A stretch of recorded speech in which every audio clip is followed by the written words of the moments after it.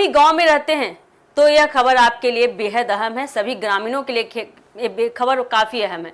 अब तक शहरों में ही टैक्स और यूजर चार्ज की बात होती थी, लेकिन अब बिहार के गांव में भी पानी, सफाई और सार्वजनिक सुविधाओं का बदले शुल्क वसूलने की तैयारी तेज हो गई है। पंचायती राज मंत्री दीपक प्रकाश के बयान के बाद इस मुद्दे पर नई बहस छिड़ गई है। नमस्कार, 8/24 देख रहे हैं आप और मैं हूं आपसे ब्यूटी।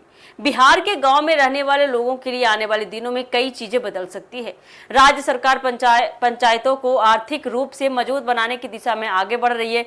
इसी कड़ी में पंचायती राज मंत्री दीपक प्रकाश ने संकेत दिए हैं कि ग्राम पंचायतों की अपनी कमाई बढ़ाने पर जोर दिया जाएगा, ताकि गांव में विकास कार्यों के लिए केवल सरकारी मदद का इंतजार न करना पड़े।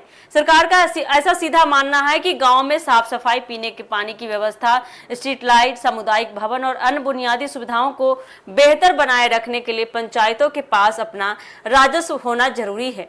इसी वजह से पंचायतों को उन सेवाओं के बदले शुल्क लेने के लिए प्रोत्साहित किया जा रहा है जिनका सीधा लाभ लोगों को मिलता है। इस व्यवस्था के तहत सार्वजनिक स्थानों पर विज्ञापन, बैनर या पोस्टर लगाने, बाजार और हाट के संचालन, पेयजल व्यवस्था और सफाई सेवा जैसी सेवाओं के लिए शुल्क तय किया जा सकता है। इसका उद्देश्य ग्रामीणों पर अतिरिक्त बोझ डालना नहीं है, बल्कि पंचायतों को आत्मनिर्भर बनाना बताया जा रहा है। मंत्री दीपक प्रकाश का कहना है कि अगर पंचायतें आर्थिक रूप से मजबूत होंगी तो गांव में विकास की रफ्तार भी तेज होगी।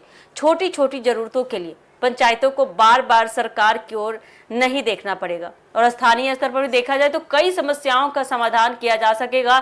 सरकार की योजना केवल शुल्क वसूली तक सीमित नहीं है। पंचायतों के कामकाज और विकास कार्यों के आधार पर उन्हें अतिरिक्त प्रोत्साहन राशि देने की भी तैयारी की जा रही है। जिन पंचायतों का प्रदर्शन बेहतर होगा उन्हें ज्यादा संसाधन उपलब्ध कराए जा सकते हैं।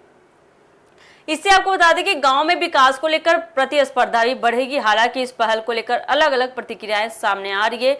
कुछ लोग इसे ग्रामीण क्षेत्रों के लिए सकारात्मक कदम मान रहे हैं, वही क्योंकि इसे पंचायतें वित्तीय रूप से मजबूत होगी। वही कुछ लोगों का इतना कहना है कि पहले गांव में सुविधाओं की गुणवत्ता बेहतर होनी चाहिए, उसके बाद ही किसी तरह के शुल्क की व्यवस्था लागू की जानी चाहिए।